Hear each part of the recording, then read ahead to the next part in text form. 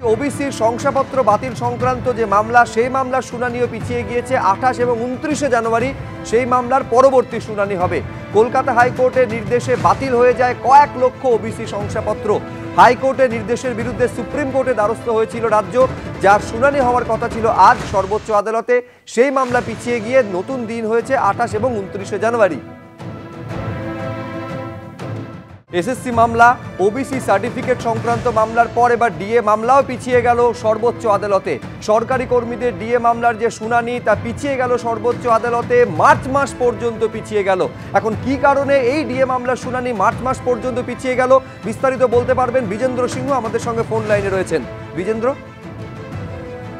দেখো সুমিত, আজকে 45 নম্বর আইটেম ছিল কোর্ট নম্বর 4 এর লাস্ট আইটেম সুপ্রিম কোর্টে কোর্ট নম্বর 4 এ আজকে ছিল জাস্টিস ঋষিকেশ রায়ের বেঞ্চে। এবং যখন কিছুক্ষণ আগে মামলাটা উঠলো তখন কর্মচারীদের তরফ থেকে আইনজীবী করুণানন্দী বলেন কি লাখ লাখ কর্মচারী পশ্চিমবঙ্গে তাকিয়ে রয়েছেন তাদের ডিএ কখন তারা পাবেন। এবং তিনি জানান কি 6 জায়গায় তারা এর আগে জয়ী হয়েছেন, সাকসেসফুল হয়েছেন এবং সুপ্রিম কোর্টের দিকে তারা আশার দিকে তাকিয়ে রয়েছেন।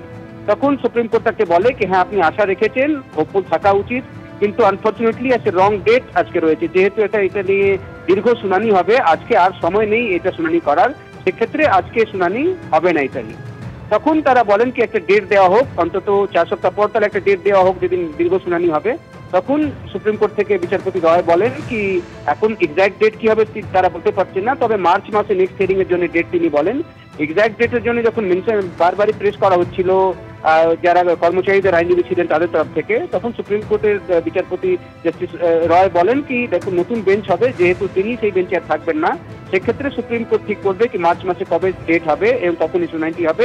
মার্চ মাসের জন্য অ্যাডজেন্ট হয়ে গেছে সুপ্রজিৎ। আমাদেরকে মনে রাখতে হবে কি গতবার যখন হিয়ারিং হয়েছিল গত বছর জুলাই মাসে, তখন 7ই জানুয়ারি ডেট দেওয়া হয়েছিল, 6 মাসের জন্য পিছিয়ে গেছিল। আজকে আবার ডিএ মামলার হিয়ারিং হলো না, তার কারণ একটাই ছিল কি যেটা সুপ্রিম কোর্টেও অবজারভেশনে এসেছে, সেটা ছিল কি একদম লাস্ট আইটেম আজকে ছিল কোর্ট নম্বর 4 এ জাস্টিস রয়ের বেঞ্চে, এবং লাস্ট আইটেম কিছুক্ষণ আগে যখন উঠলো তখন সুপ্রিম কোর্ট আজকে বলে কি যেহেতু এটাতে একটা লং হিয়ারিং এর প্রয়োজন রয়েছে, সেক্ষেত্রে আজকে রং ডেট রয়েছে, আজকে হিয়ারিং হওয়া সম্ভব নয়।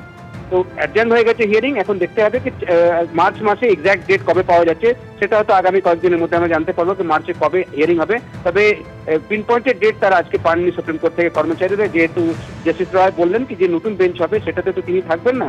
এখন সুপ্রিম কোর্টের চিফ জাস্টিস ঠিক করবেন কি কোন বেঞ্চে এটার হিয়ারিং হবে এবং মার্চ মাসে এক্সাক্ট ডেট কি হচ্ছে। ধন্যবাদ বিজেন্দ্র। অর্থাৎ 3টি মামলারই রাজ্যের সঙ্গে যুক্ত, একেবারে শুনানির দিন পিছিয়ে গেল। প্রথম নম্বরে ছিল সেটা হচ্ছে এসএসসির প্রায় 26,000 চাকরিজীবীর ভবিষ্যৎ কি হতে চলেছে সেই সংক্রান্ত মামলা, কিন্তু শুরুতেই জানিয়ে দেওয়া হয় এই মামলা পিছিয়ে যাচ্ছে, 15 তারিখে এই মামলার শুনানি হবে। কিন্তু ডিএ মামলা প্রায় 6 মাস পর এই ডিএ মামলার শুনানি আজকে হওয়ার কথা ছিল, সেই ডিএ মামলার শুনানি পিছিয়ে গেল। সরকারি কর্মচারীদের, রাজ্য সরকারি কর্মচারীদের মহার্ঘ ভাতা সংক্রান্ত যে মামলা, সেই মামলা শুনানি এবার মার্চ মাসে হবে। আগামী কয়েকদিনের মধ্যে এটা পরিষ্কার হয়ে যাবে যে মার্চ মাসের কবে পরবর্তী শুনানির জন্য সুপ্রিম কোর্টের দিন বা ডেট পাওয়া যাচ্ছে। এর আগে এসএসসির প্রায় 26,000 2016 প্যানেল বাতিল সংক্রান্ত মামলার শুনানি ছিল, সেইটা পিছিয়ে যায়। ওবিসি সার্টিফিকেট মামলা সেটাও পিছিয়ে যায়। আর এরপর ডিএ মামলা রাজ্য সরকারি কর্মচারীদের, তাও মার্চ মাস পর্যন্ত পিছিয়ে গেল। সুপ্রিম কোর্টে মার্চ পর্যন্ত পিছিয়ে গেল ডিএ মামলা। আজ আর সময় নেই শুনানির, জানিয়ে দিল সুপ্রিম কোর্ট। নির্দিষ্ট দিন ঘোষণা হয়নি, কিন্তু মার্চে শুনানি হবে এইটা জানিয়েছে সুপ্রিম কোর্ট। নতুন বেঞ্চ তখন গঠন হবে এবং নতুন বেঞ্চ গঠন করার পর দিন ধার্য করবে ডিএ মামলার পরবর্তী শুনানির জন্য।